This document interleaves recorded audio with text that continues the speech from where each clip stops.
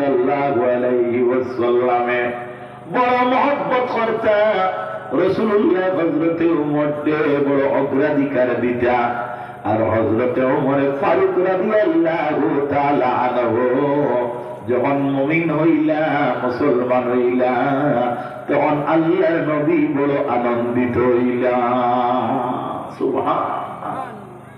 কারণ কি বলে রাসূলুল্লাহর সাহাবায়ে কেরামদের মধ্যে একজন ব্যক্তি যার নাম হইল হযরতে উমর ফারুক। তিনি যে সময় মুসলমান ছিল না, অমুমিন ছিল, সেই সময় রাসূলুল্লাহরে বড় কষ্ট দিছ।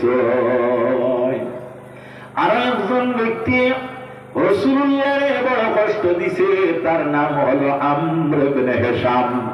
আর একজন ব্যক্তি রাসূলুল্লাহরে বড় কষ্ট দিছে, তার নাম হলো আবু জাহেল লাঈন। এজন্য আল্লাহর নবী সাল্লাল্লাহু আলাইহি ওয়াসাল্লামের উম্মতগণ আল্লাহর হাবিব একদিন দোয়া করেন, আল্লাহ ওমর কিংবা তো আবু জাহেল এই দুই ব্যক্তির থেকে যদি আপনি একজন দিন ইসলামের ছায়ার তলে আল্লাহ জায়গা দাও, তাহলে আমি নবী মুহাম্মদুর রাসূলুল্লাহর দ্বীনে ইসলাম এই জমিনের মধ্যে প্রতিষ্ঠিত হইতে আরো সুবিধা হবে। এই ওমর যখন ইসলাম কবুল করতেন, রাসূলুল্লাহ খুব আনন্দিত হইছেন এবং ইসলামের বিভিন্ন ক্ষেত্রে বিভিন্ন ধরনের বিজয় হয়েছে। সুবহানাল্লাহ। এজন্য বুখারী শরীফ জিলদ সানির হাদিস, রাসূলুল্লাহর ফরমান, মা জিলনা আইজ্জাতাম মুনযু আসলামা ওমর, অর্থাৎ আমার ওমরের ইসলাম কবুল করার কারণে ইসলাম সম্মানিত হয়ে গেছে। সুবহানাল্লাহ। সেই ওমর একদিন রাসূলুল্লাহর সম্মুখে উপস্থিত, বাবার সম্মুখে ছেলে কোন সময় উপস্থিত হইলে বাবা ছেলের সঙ্গে মহব্বতের আলোচনা করেন জানি। হযরতে ওমর ফারুক রে রাসূলুল্লাহ নিবেদন করেন, হে ওমর ফারুক, আমি মুহাম্মদুর রাসূলুল্লাহর সঙ্গে তোমার মায়া কতটুকু?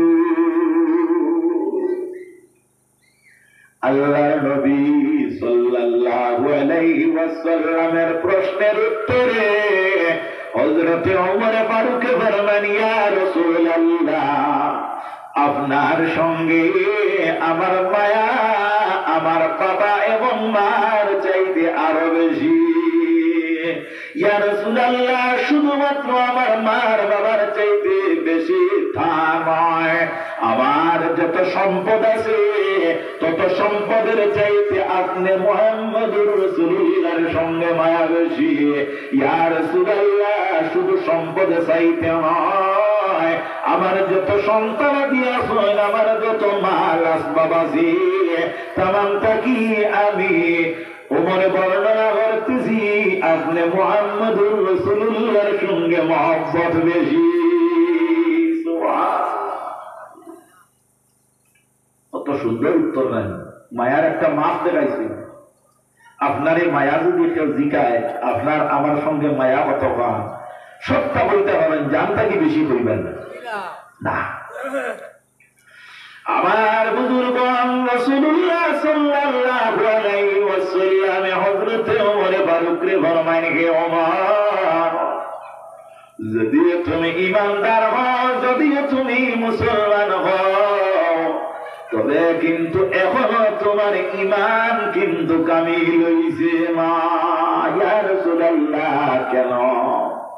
হে ওমর, আমার সঙ্গে তোমার মহব্বত, আমার সঙ্গে তোমার মমতা দ্বন্দ্ব থাকি বেশি, সন্তানাদিক থাকি বেশি, কিন্তু হে ওমর, তোমার জান চাইতে তো বেশি আমার সঙ্গে নয়।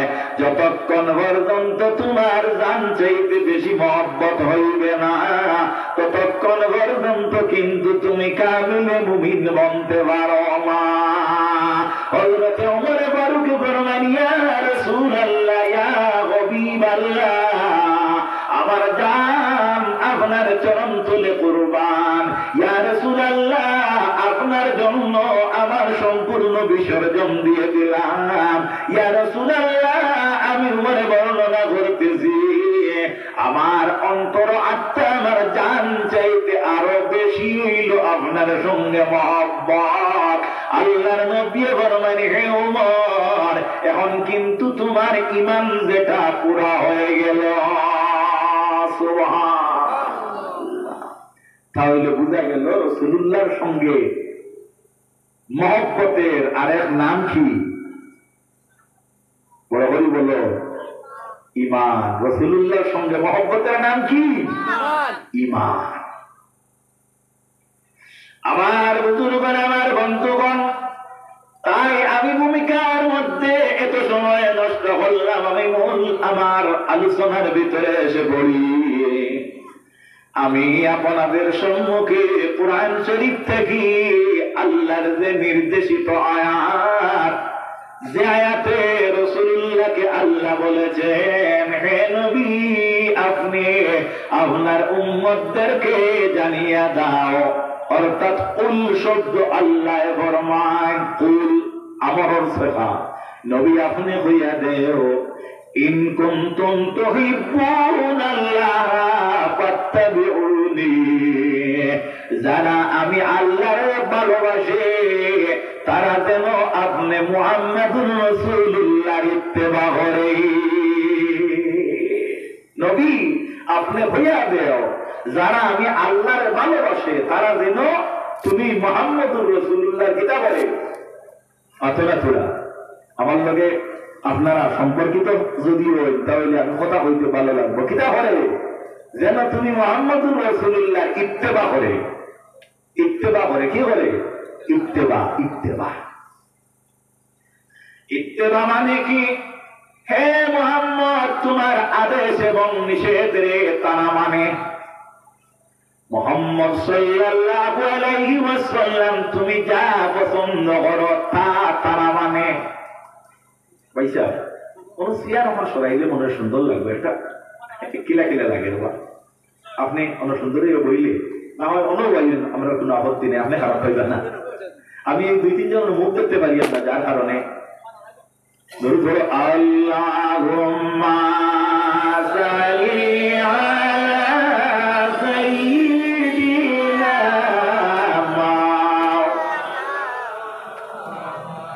ওয়া আলা আলি সাইয়্যিদিনা। হে আমার প্রিয় নবী, তাদেরকে তুমি জানাইয়া দেও যারা আমি আল্লাহর সঙ্গে আমার ভালোবাসা আছে, তাদের ভালোবাসা আছে। অর্থাৎ যাদের ভালোবাসা আল্লাহর সঙ্গে আছে, অর্থাৎ যারা আল্লাহরে ভালোবাসে, এরা যেন তুমি মুহাম্মাদুর রাসূলুল্লাহর ইত্তেবা করে। যদি এরা আল্লাহর নবীর ইত্তেবা করে তাহলে কি হবে? আল্লাহ রাব্বুল ইজ্জতে ফরমানি, হুবিবুকুমুল্লাহ, আমি আল্লাহর সঙ্গে তাদের বন্ধুত্বতা হয়ে যাবে। বলো সুবহানাল্লাহ। অর্থাৎ তারা আল্লাহওয়ালা হয়ে যাইবা। হে নবী আপনি জানাইয়া দেও, যদি কেউর উদ্দেশ্যটা যে আমি আল্লাহর সঙ্গে ভালোবাসার, আমি আল্লাহর সঙ্গে প্রেম প্রীতি মহব্বতের যদি কেউর উদ্দেশ্য থাকে, তারা যেন আমি আপনি মুহাম্মাদুর রাসূলুল্লাহর যেন ভালোবাসি। ওয়ায়াগফির লাকুম যুনুবাকুম, আর আমি গুনাহগারদের গুনাহে মাফ করে দেনে ওয়ালা। ওয়াল্লাহু গফুরুর রহিম, আর আমি আল্লাহ সুবহানাহু ওয়া তাআলা হইলাম এইভাবে মাফ করে দেখা। সুবহানাল্লাহ, কি সুন্দর একটা হুকুম নানি। ইয়া রাসূলুল্লাহ, হে আমার প্রিয় নবী, আপনি আপনার উম্মতকে জানাইয়া দেও যে আমার সঙ্গে যদি তার ভালোবাসা থাকে, তোমার ইত্তেবা করত। তোমার কিটা করত? ইত্তেবা করত। এজন্য রাসূলুল্লাহ সাল্লাল্লাহু আলাইহি ওয়াসাল্লামের উম্মতগণ বুঝা গেল, মুমিন যারা এরা রাসূলের ইত্তেবা করে, এরা রাসূলকে ভালোবাসে। এখন ভালোবাসার স্তরটা আমি আপনাদের সম্মুখে বর্ণনা করি। অনেক সময়ে অনেক মানুষের সঙ্গে মানুষে ভালোবাসা স্থাপন করে কিসের উদ্দেশ্যে? বলে তার উদ্দেশ্য হলো যে ভালোবাসার মাধ্যমে সেই ব্যক্তির কাছ থেকে কোন একটা বস্তু হাসিল করা। ঠিক না নিসাব? কোন মানুষে ভালোবাসা কিনা করে কোন মানুষের সঙ্গে গড়িয়া তুলে তার উদ্দেশ্য কি? এই ভালোবাসার মাধ্যমে যাতে এর কিছু সম্পদ আছে এই সম্পদ গুলারে আয়ত্তে আনা যায়। আমার দিকে খেয়াল করো, আমার কথাগুলা বুঝো, আমি কি বলতেছি, সম্মুখে কোন কথারে আমি উপস্থাপন করার উদ্দেশ্যে আলোচনার আমি মোড়টা তুলতেছি। বুঝে যাননি? বুঝে যাননি? তাহলে বোঝা গেল অনেক মানুষের স্বার্থে ভালোবাসা করে। কিটা করে? স্বার্থে। স্বার্থে নিঃস্বার্থে পৃথিবীর মধ্যে একমাত্র যারা ভালোবাসে তারা হইল নিজের বাবা, তারা হলো নিজের আম্মা জানেরা। এরা কিন্তু সন্তানাদিকে ভালোবাসে নিঃস্বার্থে। রাসূলুল্লাহ সাল্লাল্লাহু আলাইহি ওয়াসাল্লামের উম্মতগণ, আল্লাহর নবী মুহাম্মদুর রাসূলুল্লাহর সঙ্গে যদি কোনো মানুষের ভালোবাসা হয় তাহলে সে কিন্তু আল্লাহর বান্দা হিসেবে পরিগণিত হইবে। এজন্য রাসূলুল্লাহর উম্মতগণ আল্লাহ রাব্বুল আলামিনে ফরমায়, আন-নবিয়্যু আউলা বিল মুমিনিনা মিন আনফুসিহিম। নবী মুমিনদের প্রাণ চাইতে আরো প্রিয়। নবী মুমিনদের প্রাণ চাইতে আরো প্রিয়। আমার ভাইরা, আমার বন্ধুরা, নবী মুমিনদের প্রাণ চাইতে আরো প্রিয়। এই কথাটা আল্লাহ রাব্বুল আলামিন মুমিনদের ব্যাপারে বর্ণনা করেন। এর লাগে আমরা মুমিন, আমরা মুসলমান, আমরা রাসূলুল্লাহকে ভালোবাসি এবং রাসূলুল্লাহর ভালোবাসার যে মাপকাঠি যেটা, সেই মাপকাঠিকে আমি আপনাদের সম্মুখে বর্ণনা করি। ইত্তেবা কাকে বলে? আমার ভাইয়েরা, আমার বন্ধুরা, কোন সময় কোন মানুষে কোন কাজ করে যে কাজটা কিন্তু ঘৃণিত বা নিন্দনীয়, এইভাবে অনেক মানুষে কুকর্মের মধ্যে লিপ্ত থাকে। তাকে কিনা মানুষ যখন সেই কর্মটা দেখে, দেখিয়া কিন্তু মানুষে তার তিরস্কার করে, নিন্দা করে, আর মানুষ বলে তাকে সে কেন এই কাজ করবে না, কারণ হইল সে কার গুড়া তোমরা কি চিনো না। মানে অন্যান্য বাপ পালা নাই, এর কারণে কি কাম করে। এগুলা কিছু মানুষের আচরণ আছে না? আছে না? আমার বুজুর্গণ, আমার বন্ধুগণ, আমরা এমন একটা ধর্মের মধ্যে আছি যে ধর্মটির নাম হলো দ্বীন ইসলাম। যে ধর্মটির নাম কি? দ্বীন ইসলাম।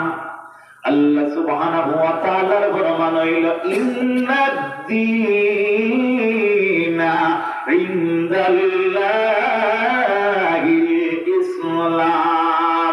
আল্লাহ রাব্বুল আলামিনের মনোনীত যে ধর্ম, সেই ধর্মটির নাম হলো দ্বীনে ইসলাম। জুড়ে বলো সুবহানাল্লাহ। এই ইসলাম ধর্মের মধ্যে আমরা যারা মাথা ঢুকাইছি, আল্লাহ রাব্বুল ইজ্জত সেই ধর্মাবলম্বীদেরকে সুন্দর ভাষা দিয়ে এমন ভাবে সম্বোধন করেন। আল্লাহ বলিয়া, আইয়ুহাল্লাযীনা আমানু দুখুলু ফিস সিলমি কাফা। অর্থাৎ হে ঈমানদারেরা, হে বিশ্বাসী মানবগণ, তুমি তাই সেই দ্বীনে ইসলামের মধ্যে কাফি ভাবে অন্তর্ভুক্ত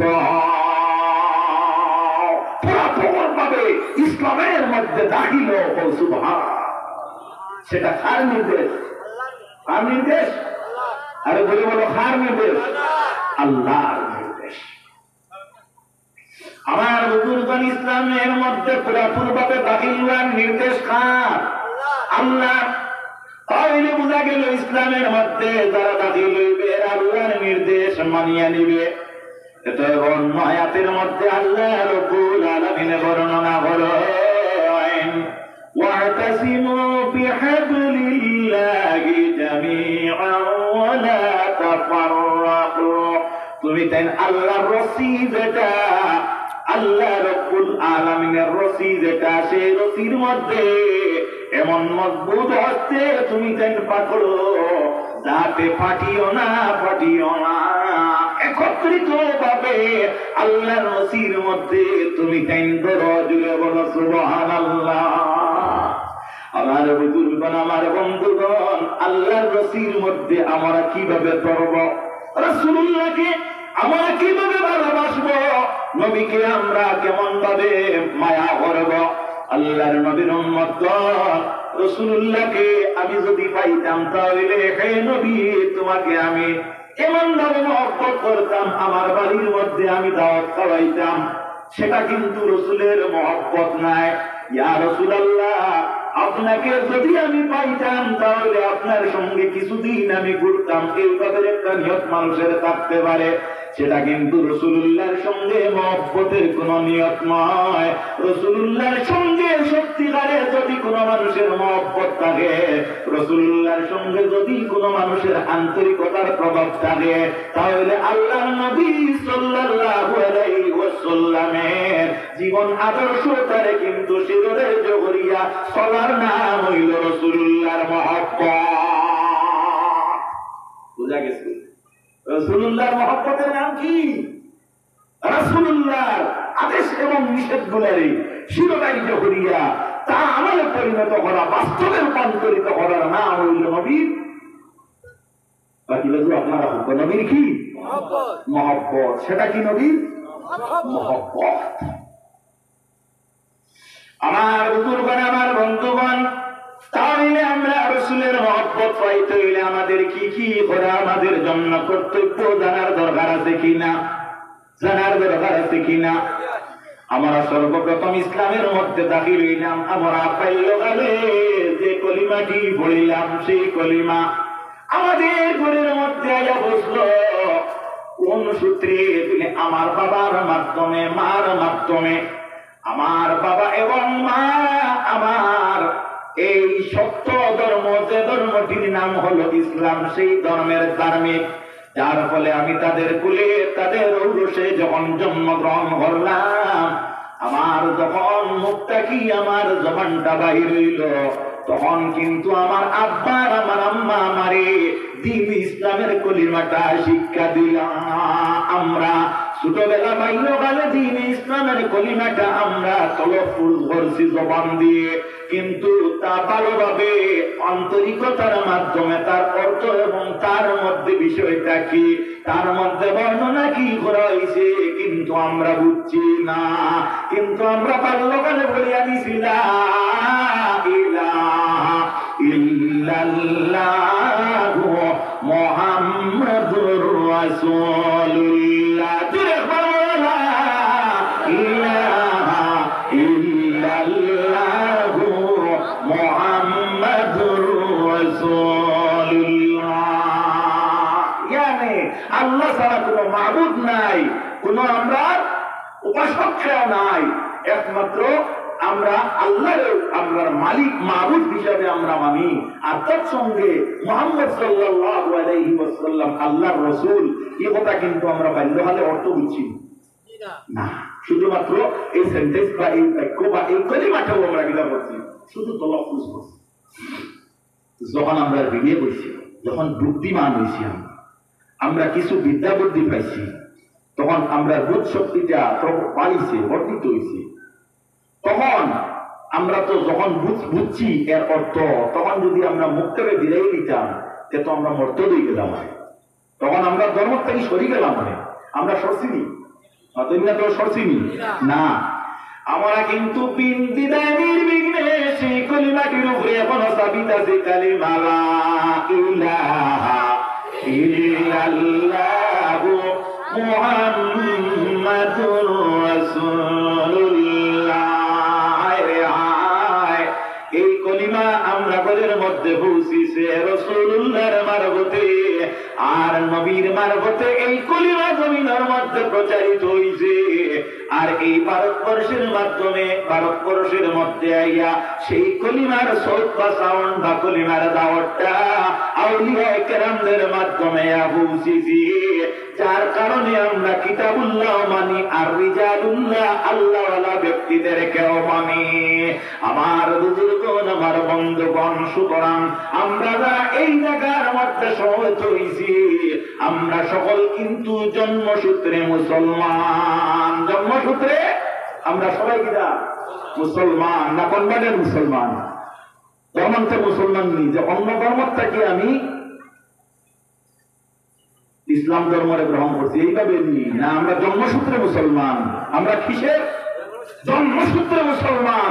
সুতরাং আমরা সবাই জন্মগত মুসলমান। আমার বাবা যান তাইনো মুসলমান, আমার মা যান তাইনো মুসলিমা, আমার দাদা যান তাইনো আসলে একজন মুসলমান।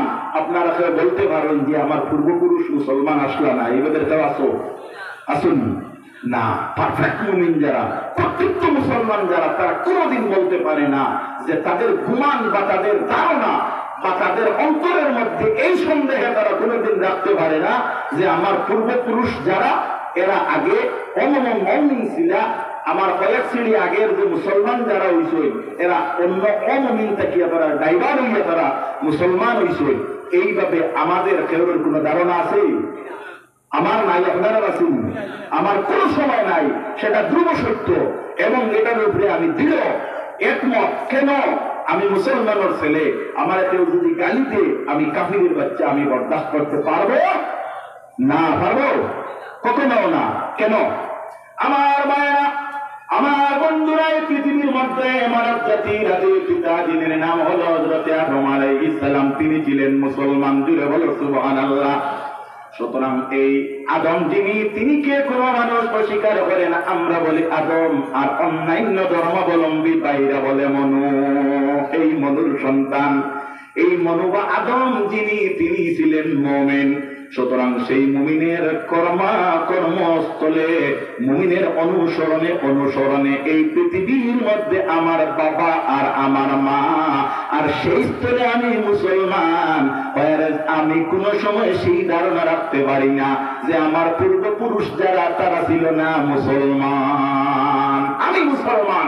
আমার আগের যারা তারাও ছিল মুসলমান। সৃষ্টি লগ্নে যিনি, কারণ তিনি ছিলেন মুসলমান, তিনি সূত্রে পৃথিবীর মধ্যে আমার বাবার জন্য, আমার মার জন্য, এইভাবে পৃথিবীর মধ্যে যদি কোনো গুণীজন আমরা দরিয়া নেই, বৈজস্ট দরিয়া নেই, আর কোন ব্যক্তি বলে যে আমরা পূর্বপুরুষ মুসলমান ছিলেন না, সেটাকেও আমরা ধিক্কার জানাই। সেটার কোন সময় আমরা একমত বা সহমত প্রকাশ করতে পারি অতটা তোরা কোন সময় না, নেবার, কখনো না। বুঝা গেছে কথাটা? আমরা মুসলমান। যে আল্লাহ রাব্বুল ইজ্জতের ফরমান হইল, ইয়া আইয়ুহাল্লাযীনা আমানু দুখুলু ফিস-সিলমি কাফা। যদি আল্লাহ হইতা, আল্লাহ যদি হইতা ইয়া আইয়ুহাল মুশরিকুনা ফিস-সিলমি কাফা, যে ও মুশরিক হল তুমি না ইসলামের মধ্যে পুরোপুরি দাখিল হও, তাহলে আমরা বুঝা গেল আমরা মুশরিক থেকে ইসলামের মধ্যে দাখিল হইতাম। ওদিকে খেয়াল করো, মানুষ যখন বার হইতে সারা হবে সবার ধরো, আমি তো বুঝলাম না। একাগ্রতা কিন্তু ওদের সঙ্গে সংযুক্ত রাখতে লাগে। বাবা আপনি ওনার বুকা, আপনি ওনার বুকা এলে উঠে বললে বিশ্রী লাগে, আর সবার আপনার সৌন্দর্যতা নষ্ট হয়। ব্যাধি মাপ দিবা। আমার ভাইয়ের, আমার বন্ধুরা, আমরা আল্লাহ যেটা বলছেন, হে মুমিন হল তুমি ইসলামের মধ্যে দাখিল। এখন সেনে আমরা মুসলমান যদি আবার ইসলামে দাখিল হইতাম, কি কথাটা যদি কেউ প্রশ্ন করে তার উত্তর রাখতে পারে না। আছে কোরআন শরীফের মধ্যে আল্লাহ রাব্বুল আলামিন বলেন, ইয়া আইয়ুহাল্লাযীনা আমানু আমিনু, যার অর্থ হইল হে ঈমানদারগণ তুমি তেন আবার ঈমান আনো। হে ঈমানদারগণ আবার কি করো? ঈমান আনো। দুনিয়ার একটা নীতি, দুনিয়ার একটা নিয়ম দিটা আমি আপনাদের সম্মুখে বুঝানোর চেষ্টা করি। আল্লাহ আপনাদেরকে বুঝার বিবেক দেখুয়া। আমরা বাজারে যাই, মার্কেটে যাই, যাওয়ার পরে আমরা ওজনের মাধ্যমে অনেক সামগ্রী ক্রয় করি কিনা। যেমন আলু, ডাল, চাউল, এইভাবে কিছু বস্তু বিলাক আছে যেগুলারে আমরা ওজনের মাধ্যমে আমরা ক্রয় করি। এই ওজনের যে বস্তু যেটা, সেটা আপনার ফাল্লা বলা হয়, দাড়ি পাল্লা। এর মধ্যে যে পাথর তোলা হয়, এই পাথরটার মধ্যে ক্ষয় হয়। ভারত সরকারের নীতি হইল, নিয়ম হইল, কয়েকদিন পরে পরে এই পাথরটারে রিনিউ করতে লাগে, যেটারে আমরা হইরেনু করা, যেটারে আমরা হইরেনু করা। আমার বুজুর্গণ, আমার বন্ধুগণ, যদি কোন পাথর রিনিউ না থাকে তাহলে কিন্তু সেই পাথরের উপর কেস হইলে কিন্তু তোমার এই ব্যবসার লাইসেন্সও বাতিল হইতে পারে। আজ থেকে বেশি নয়, প্রায় 5 বছর আগে হাইলাকান্দি ডিস্ট্রিক্টের মধ্যে একজন জেলা উপায়ুক্ত আইসলা, একজন ডেপুটি কমিশনার আইসলা, জানে বালাজি নামে মানুষের পরিচয় করে। এই বালাজি যিনি মাইকটা জেনারেটর দিয়ে দিলে ভালো হইব।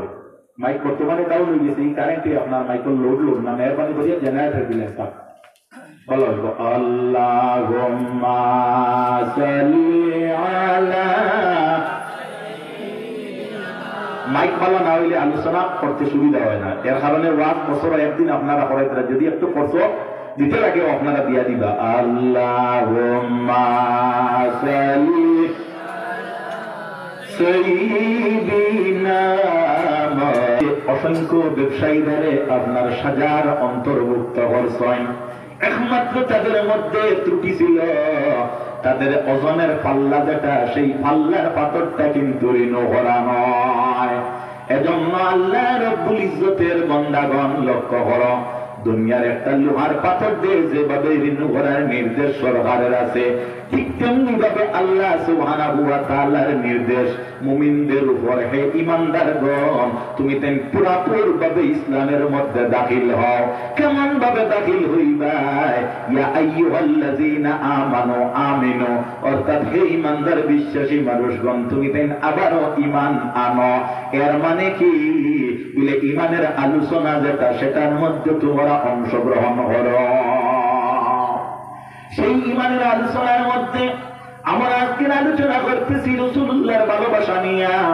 রাসূলুল্লাহর ভালোবাসা কি? রাসূলুল্লাহর উম্মতগণ, রাসূলুল্লাহর সঙ্গে যদি কেউ ভালোবাসা যদি গড়িয়া তুলতে চায়, তাহলে রাসূলুল্লাহর যত আদেশ আছে, রাসূলুল্লাহর যত নিষেধ আছে, এগুলা মানতে লাগবে। ইসলাম ধর্মাবলম্বী যারা, ইসলামের অন্তর্ভুক্ত যারা, এরার প্রতি রাসূলুল্লাহর আবেদন কি? এরার প্রতি রাসূলুল্লাহর ঘোষণাটা কি? রাসূলুল্লাহ সাল্লাল্লাহু আলাইহি ওয়াসাল্লামের ফরমান হইল, রাসূলুল্লাহর হাদিস হইল, বুনিয়াল ইসলাম আলা খামসিন শাহাদাতি আল্লাহ ইলাহা ইল্লাল্লাহু ওয়াহদাহু লা শারীকা লাহু ওয়া আশহাদু আন্না মুহাম্মাদান আবদুহু ওয়া রাসূলুহু। সর্বপ্রথম ইসলামের বুনিয়াদ হইল আপনি ইসলামের কলিমাটা মুখ দ্বারা নির্গত করতেন। এটা হইল ইসলামের 1 নম্বর কর্ম। কলিমা দ্বারা পড়বে, এই কলিমার অর্থ যেটা, সেটা অন্তর দ্বারা তারা বুঝতে লাগবে, এবং অন্তর দ্বারা আল্লাহ এক অদ্বিতীয়তা স্বীকার করতে লাগবে, যেটার আরবি ভাষায় বলে তাসদীকুম বিল কলব ও ইকরারুম বিল লিসান। আর যা অন্তর দ্বারা বিশ্বাসযোগ্য তা অবশ্য মুখ দ্বারা প্রকাশ করতে লাগবে। অর্থাৎ আল্লাহ অদ্বিতীয়, আল্লাহর রাসূল তিনি মুহাম্মদ মুস্তাফা সাল্লাল্লাহু আলাইহি ওয়াসাল্লাম, এই কথা আমি মানি এবং শুদ্ধ, কিন্তু মুখ দিয়ে কেউ প্রকাশ করে না, সে মুসলমান হইতে পারত না।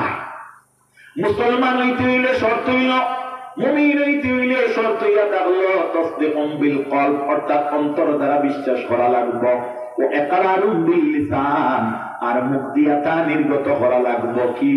রাসূলুল্লাহ বলেছেন, লা ইলাহা ইল্লাল্লাহু মুহাম্মাদুর রাসূলুল্লাহ, 1 নম্বর। 2 নম্বর কি? ইসলামের বুনিয়াদ ও ইকামিস সালাহ, সৎসঙ্গে নামাজ যেটা, সেটারে কায়েম করা। এজন্য কোরআন শরীফে আল্লাহ রাব্বুল আলামিন রাসূলুল্লাহকে যে কিতাব তেলাওয়াতের নির্দেশ আল্লাহ রাব্বুল আলামিন তৎসঙ্গে তেলাওয়াতের মাধ্যমে রাসূলুল্লাহকে বলেন, হে নবী, আপনি তৎসঙ্গে নামাজে কায়েম করো। কোরআনের ভাষা, উতলু মা উহিয়া ইলাইকা মিনাল কিতাবি ওয়া আকিমিস সালাহ। ইয়া রাসূলুল্লাহ, আপনি কোরআন শরীফ তেলাওয়াত করো, অর্থাৎ ওই কিতাবটি আপনি তেলাওয়াত করো যে কিতাব আপনারে ওহীর মারফতে দিলাম, আর তৎসঙ্গে নবী ওয়া আকিমিস সালাহ, আর নামাজে আপনি প্রতিষ্ঠিত করো। ইন্নাস সালাতা তানহা আনিল ফাহশাই ওয়াল মুনকার। কেননা এই যে সালাত যেটা, নামাজ যেটা, এই নামাজে মানুষরে বেয়াই এবং গুমরাই, খারাপ অশ্লীলতার থাকি, দুরাচারিত থাকি, পাপাচারিত থাকি, ভক্তির থাকি, বেকারত্ব থাকি আল্লাহ রাব্বুল আলামিন এই নামাজের মাধ্যমে তোমার ইবাদত করে। এজন্য সালাত রে আপনার সল্লিত থাকি মুস্তাক, এই সালাতের মানাওয়া তাহলে কি বেখা, সালাতের মানাওয়া তাহলে কি বেখা। এই বেখারে যদি সুজা যদি কেউ করতে পারে, তাহলে একটা আমলে মানুষ বেগার থাকি সুজা হইবে, সেই আমলটির নাম হলো নমাজ। নমাজ নমাজ একজন ধার্মিকা, যে ধার্মিকার জিন্দগির মধ্যে কোনদিন ভদ্র মহিলার সতীত্ব, তার মধ্যে কোনো আঘাত নাই, ক্যারেক্টারের মধ্যে কোনো নমুনার কোনো অভাব নাই, একজন ভদ্রলোক সেই মহিলার সঙ্গে আকৃষ্টতার এমন প্রভাব পড়ল, যার মনের মধ্যে আসিয়া গেল তার সঙ্গে আমি কিভাবে ভালোবাসা স্থাপন করি, আর যে ভালোবাসাটা অবৈধভাবে স্থাপিত হয়ে থাকে, সেই ভদ্র মহিলাকে যখন একজন ন্যায়হীন পুরুষে যখন প্রস্তাব দিল তার সঙ্গে ভালোবাসা স্থাপনের জন্য, সেই ভদ্র মহিলা ছিল একজন দিনদার মহিলা। সেই মহিলা বলেন, ও বাইরে, তোমার মনের পাপড়ে আমি পুরা হরিয়া দিতে পারি, তুমি যদি আমার সঙ্গে একটা শর্ত যদি তুই মানো, তাহলে কিন্তু তোমার সঙ্গে আমার ভালোবাসা সম্পন্ন হবে। বান্ধবী, কিসের মাধ্যমে আমি তোমাকে পাইব? বলে, হে বন্ধু, তুমি যদি আমাকে পাইতে চাও, তুমি যদি আমার সঙ্গে সরাসরি সাক্ষাৎ করতে চাও, তাহলে এক নাগারে এক অক্ত তুমি মিস দিবাই না, মুসলসল লাগাতার একই নিয়মে তুমি 40 ওয়াক্তের নামাজ 5 জামাত আদায় করবা, কিংবা তো 40 দিনের নামাজ তুমি আদায় করবা। 45 200 ওয়াক্ত হয় না, নি হোক 200 ওয়াক্ত। আমার ভাইয়েরা, প্রতিদিন আল্লাহর বান্দায় এই নিয়মটা অবলম্বন করে এই মহিলার সঙ্গে সে কথাতে আপনার সাব্যস্ত হয়, হে বান্ধবী, আমি আজকে থাকি নামাজ আমি শুরু করব, আমার উদ্দেশ্য হইল আমি তোমারে পাওয়া, আমি এই 200 ওয়াক্ত থাকি একটা ওয়াক্ত কোনদিন গাবি দিব না। নামাজ কার? আল্লাহর নামাজ কার? আল্লাহর। আমার বুজুর্গণ, আমার বন্ধুগণ, আমরা আল্লাহর কদমে সিজদা করি, আল্লাহ ভিন্ন অন্য কোন কদমে আমরা সিজদা করি না। হায়রে হায়, আল্লাহর নবী সাল্লাল্লাহু আলাইহি ওয়াসাল্লামের উম্মতগণ আল্লাহর বান্দায় নামাজ আরম্ভ করে ফজর থেকে, এরপরে যোহরের নামাজ আদায় করে, এরপরে আসরের নামাজ আদায় করে, মাগরিবের নামাজ আদায় করে, ইশার নামাজ আদায় করে, এইভাবে প্রতিদিন নামাজগুলো আদায় করতেছি। তার উদ্দেশ্য হইল এই ভদ্র মহিলার সঙ্গে কিভাবে বন্ধুত্বটা গড়িয়া তোলা যায়। আল্লাহর বান্দা 40 দিন আসার আগে আগে এমন ভাবে তার নিয়ম, এমন ভাবে নীতি হয়ে গেল, এর পরবর্তীতে কিন্তু আল্লাহর বান্দা যে মহিলার নিকটে যে প্রস্তাবটা দিয়েছিল, সেই প্রস্তাবটা কিন্তু 40-এর ভিতরে সে ভুলিয়া গেল। সেই মহিলাটি বলে, বন্ধু, তোমার আমার সঙ্গে একটা কন্ডিশন ছিল, 40 দিন পরে তুমি আমার সাথে সাক্ষাৎ করবাই, এখন তো দেখি 40 দিন হয়ে গেল, তুমি কোন কারণে আমার সঙ্গে এখনো তুমি মিল না? আল্লাহর বান্দা বলে, হে আল্লাহর বন্দী, আল্লাহ রব্বুল ইজ্জতে ফরমাইল, আমরা বেগানা পুরুষগণ কোন বেগানা মহিলার সম্মুখে আমরা প্রকাশ্যভাবে সম্মিলিত হইতে পারব না। সুতরাং আমি যেই দিন তোমার সঙ্গে সেই প্রস্তাব দিয়েছিলাম, সেই দিন কিন্তু আমি ইসলামের নীতি অবলম্বনকারী ছিলাম না। তুমি যখন আমার নামাজের আদেশ দিছ, আমি 40 ওয়াক্ত কিংবা 40 দিন নামাজ পড়ার পরে আল্লাহ আমার অন্তরের মধ্যে আল্লাহর ভয় এবং ভীতির সৃষ্টি করে দিয়া দিছ, এবং আমি অটোমেটিক বুঝিয়া নিছি তোমার সঙ্গে আমি এইভাবে যদি কর্মরত হইয়া যায়, তাহলে আমার জিন্দগিটা কিন্তু পাপ কাজের মধ্যে লিপ্ত হইয়া যাইবে। এবং রাসূলুল্লাহর উম্মতগণ আল্লাহ বলেছেন, আল্লাহ রাব্বুল ইজ্জতে ফরমাইন, ইন্না আল্লাহ কামুল হাকিমিনে ফরমাইন, আমার বাইরে একবার দুরূদ পড়ো, আল্লাহুম্মা সাল্লি আলা সাইয়্যিদিনা মাওলানা মুহাম্মদ ওয়া আলা আলি সাইয়্যিদিনা ইন্না সালাতা তানহা আনিল ফাহশাই ওয়াল মুনকার। আল্লাহ রাব্বুল ইজ্জতে ফরমাইন, নামাজে মানুষে বেহায়া এবং খারাপ কর্ম থেকে বিরত রাখে। সুবহানাল্লাহ। আল্লাহ কামুল হাকিমিনে ফরমায়, ওয়ালা যিকরুল্লাহি আকবার, সবচেয়ে বড় জিকির হইল আল্লাহর নামাজ। সবচেয়ে বড় জিকির কি? লা ইলাহা ইল্লাল্লাহ। না, আল্লাহর ফরমান হইল সবচেয়ে বড় জিকির হইয়া থাকলো কি? আল্লাহর নামাজ, আল্লাহর নামাজ, আল্লাহর নামাজ। জুড়ে বলো সুবহানাল্লাহ। এজন্য রাসূলুল্লাহর উম্মতগণ ইসলামের 2 নম্বর মূলনীতি হইল নামাজ। 2 নম্বর মূলনীতি হইল নামাজ, নামাজ, নামাজ, নামাজ। এজন্য রাসূলুল্লাহ সাল্লাল্লাহু আলাইহি ওয়াসাল্লামে ফরমায়, হে আমার উম্মতগণ, তোমাদেরকে আল্লাহ রাব্বুল আলামিন এই জীবনে এই জগতের মধ্যে ত্যাগের বিনিময়ে আল্লাহ বেহেশত দান করবা। তবে এই বেহেশতে প্রবেশ করতে হলে সাবির প্রয়োজন আছে। কিসের প্রয়োজন আছে? সাবির প্রয়োজন আছে। এই বেহেশতের মধ্যে যে তালাগুলা থাকবে, এই তালাগুলার চাবি দুনিয়ার কোন মার্কেটে, দুনিয়ার কোন বাজারে মিলবে না। সেই চাবিটা তোমাদের মধ্যে আছে। তোমরা যদি বেহেশতে যেতে চাও, তাহলে তোমাদের মধ্যে সেই চাবিটা তোমরা সংগ্রহ করো। আল্লাহর নবী বলেন, রাসূলুল্লাহ সাল্লাল্লাহু আলাইহি ওয়াসাল্লাম ফরমায়েন, আস-সালাতু মিফতাহুল জান্নাহ, নামাজ হলো সেই জান্নাতের চাবি। জুড়ে বলো সুবহানাল্লাহ। নামাজ হলো সেই জান্নাতের চাবি। এখন যদি কোন মানুষ নামাজ পড়ে, তাহলে সেই নামাজের জন্য নামাজে পড়তে হইলে একটা চাবির প্রয়োজন আছে। কিসের প্রয়োজন আছে? চাবির প্রয়োজন আছে। চাবি মানে কি? অর্থাৎ যেটা দিয়া যেটারে খোলা হয়। নামাজ পড়িতে হইলে তোমার মধ্যে পবিত্রতা অবলম্বন করা লাগবে কি লাগবে না? পবিত্র থাকা যেটা, পবিত্রতার গুণাগুণ যেটা, সেটা হইল আদর্শ একটা গুণ, সেটা হইল হায়ার একটা বিবরণ। যার কারণে যে ব্যক্তিরা নামাজ পড়ে তারা কিন্তু কোন সময় অপবিত্র থাকতে পারে না। পারে কখনো না। যারা নামাজ পড়ে তারা কুলুপ ব্যবহার করে। কুলুপ হইল হায়ার কাজ। যারা নামাজ পড়ে তারা কাপড়কে পরিষ্কার পরিচ্ছন্ন রাখে। সেই পরিষ্কার পরিচ্ছন্নটাও ইয়াতাল্লগি আপনার হায়ার কর্ম।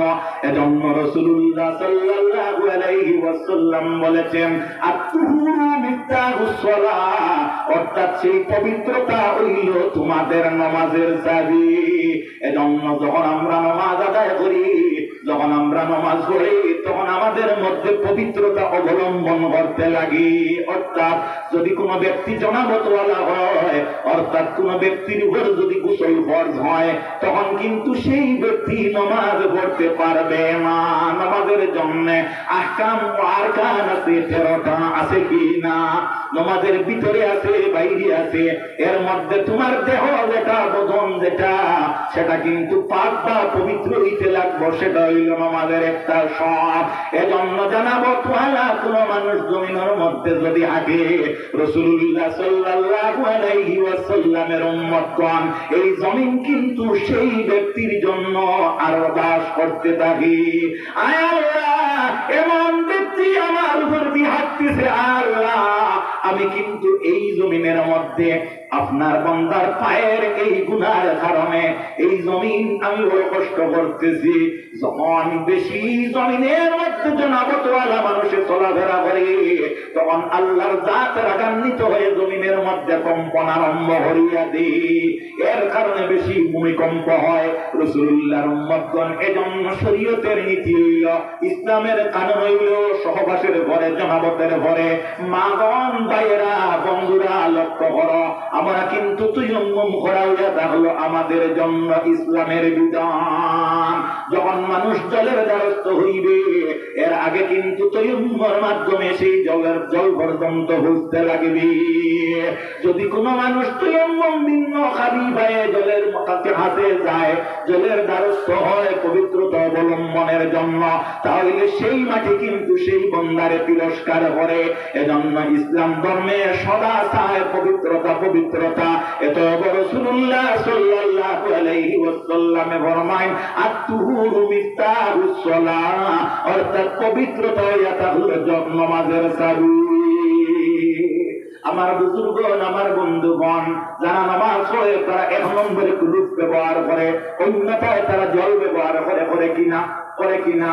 অনেক মা বোনরা আছে যারা জল ব্যবহার না করিয়া বস্ত্রাপ করে। এইভাবে দুর্নীতি পরায়ণ অনেক মহিলারা আছে। এজন্য আমার ভাইয়েরা, দুনিয়ার মধ্যে সবচেয়ে ঘৃণিত কর্ম হইল যেখানে সেখানে বস্ত্রাপ করা। রাসূলুল্লাহ সাল্লাল্লাহু আলাইহি ওয়াসাল্লাম তিনির জিন্দেগিতে কোনদিন রাসূলুল্লাহ খোলা জায়গাতে বস্ত্রাপ করেন না, এবং রাসূলুল্লাহ সাল্লাল্লাহু আলাইহি ওয়াসাল্লামে খোলা জায়গাতে বস্ত্রাপের নির্দেশও কোনদিন কোন জায়গাতে দেন না। ইসলামের নিয়মে বস্ত্রাপ করাটা হইল রাসূলুল্লাহর মহব্বত। ইসলামের নিয়মে বস্ত্রাপ করাটা হইল রাসূলুল্লাহর মহব্বত। বস্ত্রাপ আমরা যখন করব, বস্ত্রাপের মাত্রা হইয়া থাকলো আমরা কোন একটা বস্তুর আড়ালে আমরা বস্ত্রাপ করবো, সেটা হইল নবীজির সুন্নাত। বস্ত্রাপ করতে আমাদের হাঁটু যেটা আছে এটা কাটিয়ে আপনার বস্ত্রাপ করতে লাগবো। যেমন আমরা লুঙ্গি পরিধান করি, অনেক বাবারা আছে, অনেক বাইরে আছে, বস্ত্রাপের সময় কিন্তু হাঁটুটাও বাহির করিয়া দিই। ঠিক আছে নানি বাবারা? এজন্য বস্ত্রাপ করার সময় হাঁটু বার করা হইল মাকরুহে তাহরিমি। এই সময় হাঁটু বার করতে পারেন না, হাঁটু ঘুরিয়া হইল বস্ত্রাপ করা হইল সুন্নাত। যখন আপনি বস্ত্রাপখানার মধ্যে প্রবেশ করবায়, টয়লেটের মধ্যে প্রবেশ করবায়, রাসূলুল্লাহর নির্দেশ হইল, রাসূলুল্লাহর আমল হইল, রাসূলুল্লাহর সুন্নাত হইল, তোমার বাম পা যেটা তুমি আগে ঢুকাইতে লাগবে। কোন পা ঢুকাইবাই? বাম পা। আলোচনাটা কিসা কাহিনী না শিক্ষণীয় আলোচনা? শিক্ষণীয় আলোচনা। আমার দৈনন্দিন জীবনে এইগুলাকে যদি আমরা বাস্তবে রূপান্তরিত করতে পারি, অবশ্যই আমরা রাসূলুল্লাহর মাফু করতে পারব। আমার মূল বিষয়ের সারমর্ম হইল এই, বুঝলেন বাবা? আমার ভাইয়েরা, আমার বন্ধুরা, কোন পা আগে ঢুকাইতে লাগবে? কোন পা? বাম পা। আমাদের কতজনের সেই অভ্যাসটি আছে বাম পা ঢুকানির? আছে খুব কম, খুব কম। ঠিক নাকি কথাটা? হুজুর মেসাব মোল্লা বেটা, আমরা যখন প্রস্রাব করি ডান ঢুকাইব না বাম ঢুকাইব স্মরণে থাকে না। আরে স্মরণ করি করি প্রস্রাবের ঢুকার নাম হলো ইসলামের দায়িত্ব, ইমানি কর্তব্য। এজন্য যখন বস্ত্রাগারে আমরা ঢুকবো, তখন কিন্তু আগতে আমাদের বাম পাটা ঢুকাইতে লাগবে। কোন পা? বাম পা। ঢুকাইতে সময় কি বলতা? কি বলতা বলো তো? কি বলতা? আল্লাহুম্মা ইন্নী আউযু বিকা। আমার সাথে বলো আল্লাহুম্মা। বলবো না? আল্লাহুম্মা ইন্নী আউযু বিকা মিনাল খুবুসি ওয়াল খাবাইস। করিসনি, আমলে আছে? বিলকুল না, বিলকুল না। যদি কোন মানুষ এইভাবে প্রস্রাবের মধ্যে যদি শরীয়তের নীতি অবলম্বন করে, বাম পা ঢুকায়, বাম পা ঢুকায়, কি করে? বাম পা ঢুকায়, হাঁটু না বার হইয়া প্রস্রাব করে, আর এই দোয়া পড়ে, তাহলে সে রাসূলুল্লাহর মাহবুব একজন উম্মত হবে। রাসূলুল্লাহর সুন্নতের সে ইত্তেবা হল। রাসূলুল্লাহ ফরমান যদি আমার মহব্বত করে, আমার সঙ্গে যদি কারোর বন্ধুত্বতা যদি করার উদ্দেশ্য থাকে, আল্লাহ বলেছেন কুল ইন কুনতুম তুহিব্বুনা قل إن كنتم تحبون الله فاتبعوني يحببكم الله। ও নবী, আপনি জানাইয়া দাও, যারা আমি আল্লাহরে ভালোবাসে তারা যেন তোমার ইত্তেবা করে, তোমার ইত্তেবা বা অনুসরণ যারা করে, এরা আমি আল্লাহর সঙ্গে বন্ধুত্বতা হয়ে যাবে। সুবহানাল্লাহ, সুবহানাল্লাহ। আর রাসূলুল্লাহ ফরমান, যারা আমার ইত্তেবা করে বা অনুসরণ করে, তারা ইত্তেবা বা অনুসরণ করতে হইলে তাদের মধ্যে কি করা উচিত, কি করা দরকার? আমার সুন্নাত যেগুলা আছে ওগুলারে তারা মহব্বত করা তাদের দরকার। কি মহব্বত করা দরকার? রাসূলুল্লাহর সুন্নাত বড় করিল, রাসূলুল্লাহর সুন্নাত। রাসূলুল্লাহ বলেছেন, মান আহাব্বা সুন্নতি ফাকাদ আহাব্বানি। যে আমার সুন্নতরে মহব্বত করলো, সে যেন আমি মুহাম্মাদুর রাসূলুল্লাহরে মহব্বত করলো। সুবহানাল্লাহ। বাইরে বন্ধুরে, রাসূলুল্লাহরে যদি মহব্বত করে, রাসূলুল্লাহ ফরমায় কানা মাইলিল জান্নাহ, সে আমার সঙ্গে জান্নাতে যাইবে। দাদির লগে নানি বাড়ির যাওয়া আনন্দ বেশি না মার লগে বাবার লগে যাওয়া আনন্দ বেশি? মার লগে কোন জায়গার যাওয়া আনন্দ বেশি? নানি বাড়ি। দাদি যদি স্পেশাল করতে যায়, নাতি যদি লোক লও, তাহলে তোমার আনন্দ বেশি না কম? কম, কম। আমার ভাইয়েরা, আমার বন্ধুরা, আল্লাহর নবীর সঙ্গে যদি ব্যস্ত যাওয়ার সুযোগ পাওয়া যায়, তাহলে আমাদের করতে হবে কি? অর্থাৎ রাসূলুল্লাহর সুন্নতের ইত্তেবা করা লাগবে। কি লাগবে? পাতলা করা রাসূলুল্লাহর সুন্নতের ইত্তেবা। আমার বুজুর্গণ, আমার বন্ধুগণ, এখন তো বোঝা গেল রাসূলুল্লাহর সুন্নত হইল আমরা বাম পা আগে ঢুকাইতাম। এরপরে যখন আমরা প্রস্রাবে বসবো, আমাদের লুঙ্গিটা সতর্কতার মাধ্যমে হাঁটু করিয়া আমরা প্রস্রাব করতাম। এখন তো প্রস্রাব শেষ হয়ে গেল, এখন আমরা ডেলা ব্যবহার করবো, টিস্যু ব্যবহার করবো। কত সময় ব্যবহার করবো?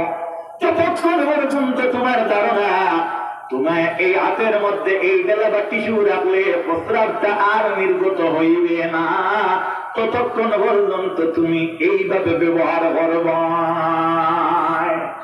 কম টাইম এইভাবে মিনিমাম কোন সময় সীমা আছে নিবিলে আছে, কমপক্ষে 40টা কদমের মোতাবিক সময় অতিবাহিত করতে লাগবে। বুঝলে না? আমি জন মানুষ এক কাজ করি, জল দিয়া আমি ইস্তেঞ্জা করিলাই না, এটা কিন্তু শরীয়তের নিয়ম নাই। হ্যাঁ আছে, দক্ষিণ ভারতে আমি গেছি, কেরল গেছি, তাদের সেই জায়গার মধ্যে জল দিয়া তারা ব্যবহার করে। হেন করে বলে সেই জায়গার প্রধান খাদ্য আমাদের মতো ভাত নাই, তারা রুটি বেশি খায়। ইউপির তারা কি খায়? রুটি খায়। যারা কঠিন কোন খাদ্য বর্তন করে তাদের আপনার প্রস্রাবের যে কাতরা যেটা, এটা একটু বন থাকে, সুতরাং তারার প্রস্রাবটা নিকলে কম।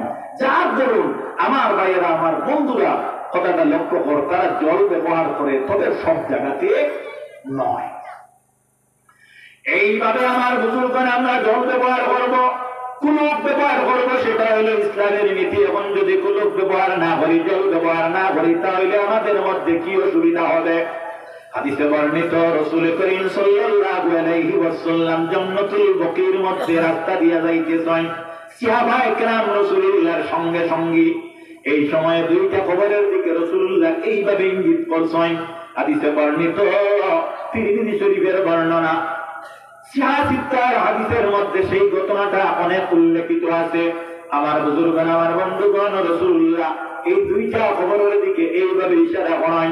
আর সাহাবায়ে কেরামদেরকে বলেন, হে আমার সাহাবীরা, আজকে এই দুই কবরের মুর্দাদের আযাব বড় হইতেছে। বলো বলো নাউযুবিল্লাহ, নাউযুবিল্লাহ। যখন রাসূলুল্লাহ দাঁড়ায়, রাসূলুল্লাহ সাহাবায়ে কেরামদেরকে অনুমতি দেন, হে আমার সাহাবীরা, তোমরা খাজুরের ডাল আনো, খাজুরের ডাল আনিয়া দুইটা কবরের মধ্যে গাড়া হয়। বলো সুবহানাল্লাহ। তাহলে বোঝা গেল এই খাজুরের ডাল কেন রাসূলুল্লাহ গাড়িলা। কুরআন শরীফে বর্ণিত, ইউসাব্বিহু লাহু মা ফিস সামাওয়াতি ওয়া মা ফিল আরদ। এই জগতে যা কিছু আছে আল্লাহর সৃষ্টি জগতে, তামামে আল্লাহ রাব্বুল আলামিনের তাসবিহ তাহলিল করে সুবহানাল্লাহ, জোরে বলো সুবহানাল্লাহ। এতএব খাজুরের ডালেও আল্লাহর তাসবিহ করে। আল্লাহর নবী এই ডাল দিয়া উম্মতে মুহাম্মদীর শিক্ষা দেন, হে আমার উম্মতগণ, এইভাবে মৃতদের কবরের উপরে তোমরা তরুতাজা ডাল ব্যবহার করিও। খাজুরের ডাল আমরা দেশ দেন, বড়ইয়ের ডাল দেন, কিংবা তো যদি খাজুর না পাওয়া যায়, কোন জীবিত কোন গাছের ডাল ভাঙিয়ে নিয়ে কবরের মধ্যে দেওয়া হয়। তার কারণ হইল সেই আল্লাহর নবী মুহাম্মদুর রাসূলুল্লাহ সেই কবরস্থ মুর্দাদের জন্য, আযাবের জন্য আল্লাহর নবী তাকফীরের দোয়া করেন। বলো সুবহানাল্লাহ। অর্থাৎ আযাব মাফির জন্য রাসূলুল্লাহ দোয়া করেন। সাহাবায়ে কেরামরা সঙ্গে, সাহাবায়ে কেরামরা হযরত বলেন, ইয়া রাসূলুল্লাহ, ইয়া হাবিবাল্লাহ, এই দুই কবরের মধ্যে কেন আযাব হইতেছে?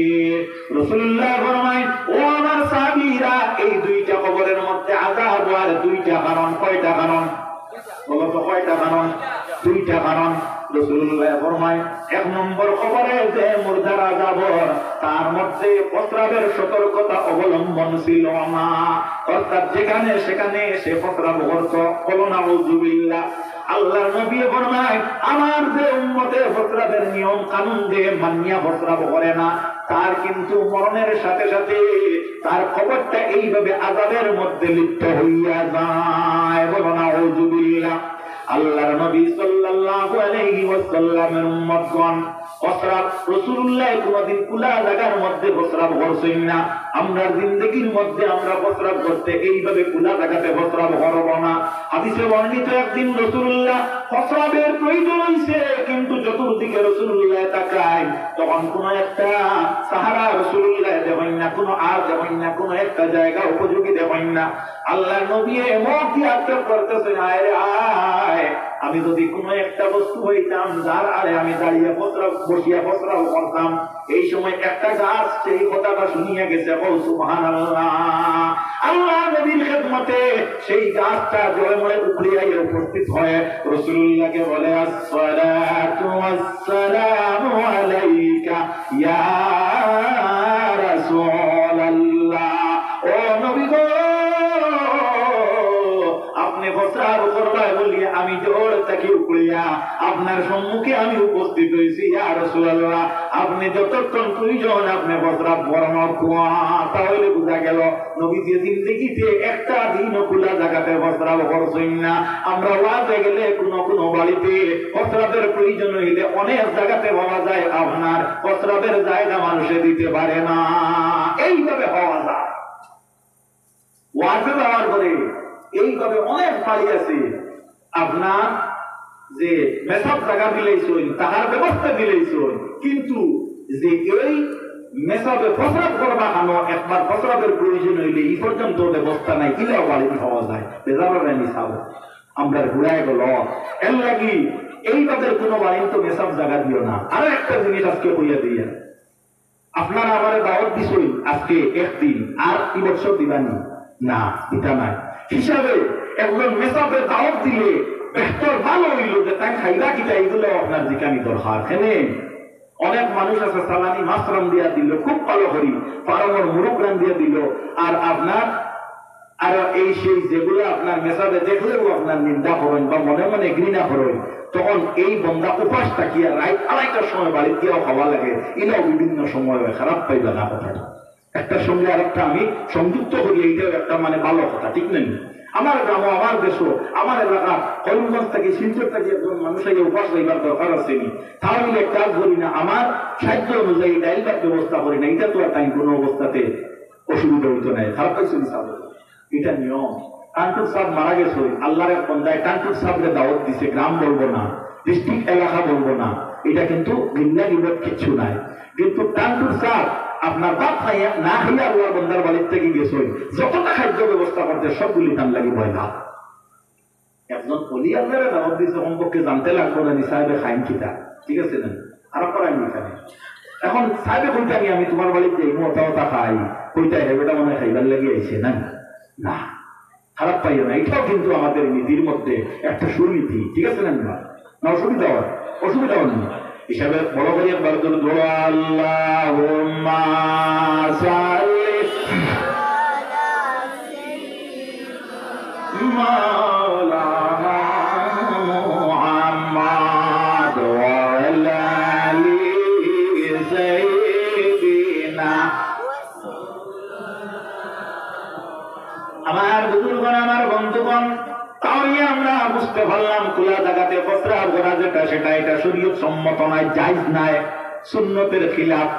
এজন্য আমরা প্রস্রাব করতে আমাদের সম্মুখ যেটা, এটা আপনার আর দিতে লাগবে, কি করতে লাগবে, আর দিতে লাগবে। এবং শরীয়তের পারফেক্ট মাসলা হইয়া থাকলো, মুস্তাহাব হইয়া থাকলো, তোমার উপর যেটা সেটাও কিন্তু এইভাবে আপনার সাল দিতে লাগবে। অবশ্য আল্লাহ শুকরিয়া, আমি নালায়েকের বাড়িতে আমার প্রস্রাবখানা যেখানে আছে এখানের উপর আপনার উপর পর্যন্ত সাল দেওয়া আছে, এখানে আপনি সাল দিবা। এই জগতে শুধু মানুষ নয়, শুধুমাত্র মানব দানব থাকি হয়তো তুমি সম্মুখটারে আর দিলাই, আলোক করলাই, কিন্তু তোমার উপর যেটা সেটারে কিন্তু তুমি আলোক করছো না। রহমতের ফিরিস্তা যারা, তারা তুমি এইভাবে আর দিতে লাগে দিলে, তাহলে কি তারা এর ভিতরে দেখতে পারবে না? দিলে অবশ্য তারা দেখতে পারে, কিন্তু প্রস্রাবের যে প্রস্রাবখানা যেটা আছে এটার যেভাবে তিন দিক তুমি বন্ধ করতে লাগে, ঠিক উপর বাজু তেমনি বন্ধ করা হইয়া তাহলে সুন্নতে রাসূল। এখন আমাদের মধ্যে অনেক লোকেরা আছে দাঁড়িয়া প্রস্রাব করে, দাঁড়াইয়া প্রস্রাব করে। এই দাঁড়াইয়া প্রস্রাব করাটা শরীয়ত সম্মত নিবিলে না, কখনো না। রাসূলুল্লাহ তিনি জীবনে একদিন মাত্র দাঁড়াইয়া প্রস্রাব করছেন, কেনে দাঁড়াইয়া প্রস্রাব করলা সবাতায় কম। আল্লাহর নবী এক কওমের মধ্যে গিয়াছিল এক বিবাদের মীমাংসা করার জন্য। রাসূলুল্লাহ সেই জায়গার মধ্যে গিয়ে প্রস্রাব ফরমাইছেন। সেই জায়গাতে আল্লাহর নবী সাল্লাল্লাহু আলাইহি ওয়াসাল্লাম দেখা যায় সেই জায়গাতে রাসূলুল্লাহ দাঁড়াইয়া জিন্দেগির মধ্যে একবার প্রস্রাব করছেন। সেখানে রাসূলুল্লাহ দাঁড়াইয়া প্রস্রাব করলা বলে সেই দিন রাসূলুল্লাহর কোমরের মধ্যে বড় ব্যথা ছিল, কিংবা তো যে জায়গাতে রাসূলুল্লাহ বসিয়া প্রস্রাব করবা সেই জায়গাতে বসিয়া প্রস্রাব করলে আল্লাহর নবীর কার মধ্যে প্রস্রাবের চিটা পড়িয়া যাইতে পারে। এর কারণে রাসূলুল্লাহ বসিয়া প্রস্রাব করছেন না। আবার কোনো কোনো জায়গাতে ওয়াজের মাহফিলে গেলে, কোনো বাড়িতে প্রস্রাবের জায়গাতে ছোট্ট, একেবারে ছোট্ট, আমার ভাইয়েরা নাম বলবো না, ডিস্ট্রিক্ট বলবো না, গত 18 তারিখে একটা প্রস্রাবখানাতে আমি প্রস্রাব করতে গিয়া আমি সেই ব্যক্তিকে বলছি আপনার এখানে আমার উপযোগী প্রস্রাবখানা নাই, কারণ আমি যখন তোমার এখানে বসবো, বসার পরে তোমার ইতটা বেড়া আমার গার মধ্যে লাগিয়ে যাইবে, সুতরাং সেখানে আমি প্রস্রাব করতে পারবো না। অতটুকু সতর্কতা অবলম্বন করা দরকার। একটা প্রস্রাবখানা বানাইতে হইলে তার বসার সিট কোন জায়গাতে রাখতে হইবে, এবং তার দৈর্ঘ্য প্রস্থটার মিল কতটুকু রাখতে হইবে, এবং তার ভিতরে জল কোন জায়গার মধ্যে রাখতে লাগবে, সেটা কিন্তু সতর্কতার মাধ্যমে বানানো হইল শরীয়তের নিয়ম। এজন্য রাসূলুল্লাহ সাল্লাল্লাহু আলাইহি ওয়াসাল্লামের উম্মতগণ, আল্লাহর নবী বলে থাকেন, হে আমার সাহাবীরা, এই যে ব্যক্তি কবরের মধ্যে আযাব হয় সেই ব্যক্তি তার জিন্দেগির মধ্যে প্রস্রাবের সতর্কতা অবলম্বন করত না। রাসূলুল্লাহ সুবহানাল্লাহ কবরের মধ্যে দাঁড়িয়ে প্রস্রাব করছেন, এর লাগি আমরার লাগিয়া সহজ হইছে, সহজ হইছে। ব্যাধি মাপ দিবা আমরা পিছলি যেখান যে বলি এই ভুটাঙ্গের সাইড, সেই জায়গাতে যদি বৃহত্তর একটা বড় নয়, তাহলে একজন মানুষ বসিয়া প্রস্রাব করা সম্ভব হইবনি না। এমত অবস্থায় যদি কোনো মানুষ প্রস্রাব করতে লাগে, যদি নবীজি করতা না, তাহলে সে এই নিয়মটা করতে কি হইত। এজন্য রাসূলুল্লাহ সাল্লাল্লাহু আলাইহি সাল্লাম শরীয়ত প্রণেতা, আর আল্লাহ নবীরে এই জমিনের মধ্যে শিক্ষক হিসেবে পাঠাইছেন। রাসূলুল্লাহ ফরমায়, আনা বুইস্তু মুআল্লিমান বিমাকারিমিল আখলাক, আমি তোমাদের শিক্ষক, আর এমন শিক্ষক, আমি সাধু খাসলতওয়ালা একজন শিক্ষক। এজন্য রাসূলুল্লাহ একদিন জিন্দেগিতে দাঁড়াইয়া আমাদেরকে শিক্ষা দিতেন, অর্থাৎ কোন প্রয়োজনে এইভাবে কোন ব্যাপারে যদি আমরা সমস্যায় জড়িত হই, তাহলে আমরাও কিন্তু দাঁড়াইয়া একবার নয় কয়েকবার প্রস্রাব করতে পারবো। যদি রাসূলুল্লাহ জিন্দেগিতে একবার প্রস্রাব করতাম না, তাহলে আমরা জিন্দেগিতে দাঁড়াইয়া একবার প্রস্রাব করতে পারতাম না। এই জায়গাতে রাসূলুল্লাহ যখন ওযু করছেন, হাদিসে বর্ণিত সাহাবায়ে কেরামগণ সাক্ষী দিতেছেন, আমরা দেখলাম রহমাতুল লিল আলামিন নবী যখন ওযু করছেন, তখন তিনি মাথা যেটা আছে, মস্তক যেটা আছে, তার 4 ভাগের 1 ভাগ রাসূলুল্লাহ মুসাহ করছেন। কোরআন শরীফের নির্দেশ হইল, ইযা কুনতুম ইলা সলাতি ফাগসিলু উজুহাকুম, যখন তুমি নামাজের জন্য দণ্ডবান হও, নামাজের জন্য যখন প্রস্তুতি অবলম্বন করো, তখন তোমাদের মুখমণ্ডল যেটা সেটারে ধৌত করো। সুবহানাল্লাহ। ওযুর মাঝে কয় ফরজ? বড় করি কয় ফরজ? 4 ফরজ। আমরা বাল্যকালে পড়েছি, কিন্তু মনেও অনেকবার থাকতে না পারে। ওযুর মাঝে 4 ফরজ। সর্বপ্রথম হইল মুখমণ্ডল দোয়া। আল্লাহ রব্বুল ইজ্জতের ফরমান হইল, ফাগসিলু উজুহাকুম, তোমার মুখ যেটা সেটারে ধৌত করো, ওয়া আইদিয়াকুম ইলাল মারাফিক, আর খনি যেটা আছে এই খনি পর্যন্ত তুমি ধৌত করো। হইল 2 নম্বর আপনার ফরজ। 3 নম্বর হইল ওয়ামসাহু বিরুসিকুম, অর্থাৎ তোমার মস্তক বা মাথা যেটা আছে ওটারে তুমি মুছে করো। সেই মাথা মুছের কথা কোরআন শরীফে পুরাপুর বলো সুবহানাল্লাহ। আধা মাথা নাই, 3 ভাগের 1 ভাগ নাই, 4 ভাগের 1 ভাগ নাই, পুরাপুর মাথার কথা আল্লাহ উল্লেখ করছেন। আমরা করিনি, আমরা করিনি। আমরা পুরাপুর মাথা কোনদিনও আমার মনে হয় করি না। কেন করি না? আমরা কোন জায়গা থেকে রক্সতি পাইলাম, কোন জায়গা থেকে আমরা এই নিয়মটা অবলম্বন করলাম? আমার বুজুর্গণ, আমার বন্ধুগণ, আল্লাহ কোরআন শরীফের মধ্যে পুরা মাথার কথা উল্লেখ করেন, আর রাসূলুল্লাহ সুবহানাহু কর্ম প্রস্রাব করিয়া পরে ওযু যখন করেন, তখন আল্লাহর নবী মাথার 4 ভাগের 1 ভাগ সাহাবারা সাক্ষী দেন, আমরা দেখি নবীজি মুছে করছেন। সুবহানাল্লাহ। মাথার কয় ভাগের 1 ভাগ? 4 ভাগের 1 ভাগ, 1/4, অর্থাৎ চতুর্থ অংশ, 1 অংশ কে মুছে করছেন রাসূলুল্লাহ, মুছে করছেন। এই যে নিয়ম যেটা, এই যে পদ্ধতি যেটা, এই যে কানুন যেটা, এই কানুনটা একজন আমাদের একজন শীর্ষস্থানীয় ইমাম, যিনি হলেন ইমামে আজম হযরত ইমাম আবু হানিফা সাহেব রাহমাতুল্লাহি তাআলা আলাইহি, তিনি তার আমল করছেন। এর কারণে আমরা এই মযহবের অনুসারী। সুতরাং এই আবু হানিফার মযহব দ্বারা আপনার নিয়ম হলো, আমরা যখন আমরা মাথা মুছে করব, তখন আমরা 1/3 1/4 যদি আমরা এইভাবে যদি আমরা মুছে করিয়া নেই, তাহলে কিন্তু আমাদের মাথা মুছে হয়ে যাবে। সুবহানাল্লাহ। নারে তাকবীর, নারে তাকবীর। আল্লাহ হযরত মাওলানা নজরুল ইসলাম সাহেব, সুনাম ধন্য ওয়াইদ আল্লাহ হযরত মাওলানা নজরুল ইসলাম সাহেব।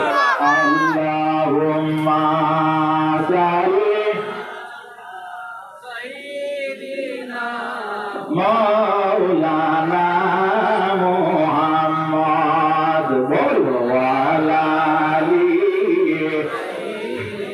আওয়াজ বলো, আল্লাহুম্মা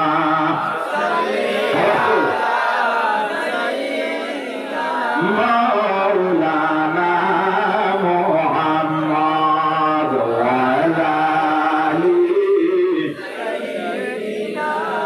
উচ্চ কণ্ঠে পড় দুরূদ, ওহে নবী রাশি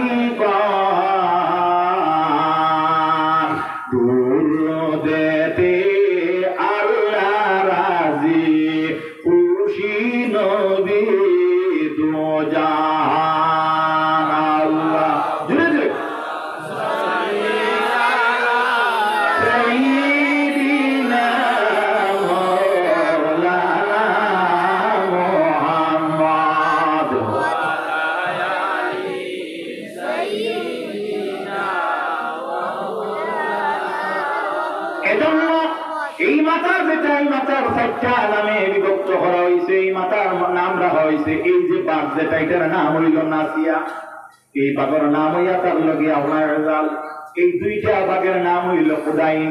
অর্থাৎ যদি আপনি কুদাইন তাকে যদি এক ভাগ মুসাফ করেন, কিংবা তো নাসিয়াত তাকে যদি এক ভাগ মুসাফ করেন, কিংবা তো আপনি জাল তাকে এক ভাগ মুসাফ করেন, তাহলে রাসূলুল্লাহর উম্মতের অজু দুরুদ সুবহানাল্লাহ। এজন্য রাসূলুল্লাহর উম্মতগণ নামাজের আগে অজু কিন্তু দুরুস্ত হইতে লাগবে। অজুতে জল দিয়া করা হয়, সেই জলটা পবিত্র হইতে লাগবে। দুইটা জল দাঁড়াইয়া পান করা হইল মুস্তাহাব। দুইটা জল আপনি যদি দাঁড়াইয়া পান করেন তাহলে সওয়াবের অংশীদার হবে। একটা জল ইয়া তার লগিয়া চাহে জমজমের জল যেটা আছে, অর্থাৎ আবে জমজম দাঁড়াইয়া পান করা হইল মুস্তাহাব। সুবহানাল্লাহ।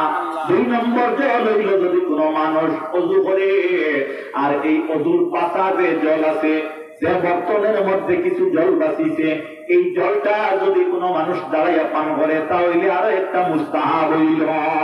এতদিন আমার বুজুর্গগণ, আমার বন্ধুগণ, দাঁড়াইয়া জল পান করা হইল আপনার মাকরুহে তাহরিম, হারাম। দাঁড়াইয়া জল পান করতে পারো না আমার ভাইয়েরা, আমার বন্ধুরা। কোন সময় দেখা যায় কোন জায়গাতে দাঁড়াইয়া মানুষের চা পান করে, ঠিক না বল কথাটা? দাঁড়াইয়া চা পান করে। জল পান করার সময় শরীয়তের নির্দেশ হইল আপনি 3টা পেয়াসে জল পান করতে। যদি 3টা পেয়াসে যদি জল পান করো তাহলে শরীয়তের পত্রে আপনি অবলম্বন করলাই। যদি 1 পেয়াসে জল পান করো তাহলে সেটা কিন্তু শরীয়ত অসম্মত একটা নিয়ম। এজন্য আমার বুজুর্গণ, আমার বন্ধুগণ, শরীয়তের নিয়ম হইল প্রস্রাব যখন করবা তখন এই নিয়মে প্রস্রাব করতে লাগবো, অজু যখন করবা এই নিয়মে করতে লাগবো। যা রাসূলুল্লাহ 2 নম্বর কবরের দিকে ইঙ্গিত করিয়া বলেন, সেই কবরের মধ্যে আযাবের কোন কারণে মসজিদ হারাম। আমার বুজুর্গণ, আমার বন্ধুগণ, কথাটা লক্ষ্য করো। রাসূলুল্লাহ সাল্লাল্লাহু আলাইহি ওয়াসাল্লামে ফরমায় 2 নম্বর কবরের মধ্যে যে ব্যক্তির আযাবর, সেই ব্যক্তিটার আযাবর, সেই ব্যক্তি ছিল সুকলকুর, সেই ব্যক্তি ছিল সুকলকুর।